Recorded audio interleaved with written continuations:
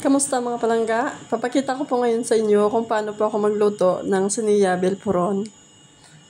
Ginisa ko lang po lahat ng mga sangkap gaya ng bawang, sibuyas, kamatis at bell pepper. Sinunod ko dito yung hiniwa kong chicken breast. Hinugasan ko lang ito sa lemon at turmeric para mawala po yung lansa niya.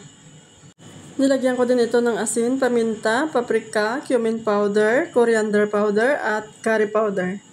Saka nilagyan ko rin ito ng tuyo. Nalo-halo ko lang ito hanggang sa maluto yung manok. Saka ko nilagay yung hiniwa kong broccoli at brush carrots. Nilagyan ko rin ito ng cheddar cheese spread at saka whipping cream.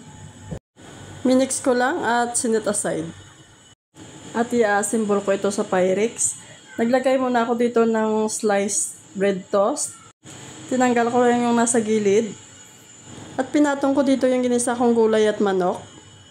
Sinunod ko rin yung patatas. Hiniwa ko lang ito ng pahaba at nilaga.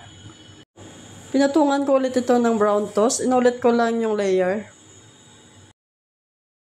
Saka ko binuhusan ng whipping cream. At naglagay din ako dito ng mozzarella cheese.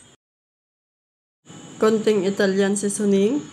At nag-drizzle lang ako dito ng Mexican cheese sauce, cheddar sauce at saka pizza sauce on top.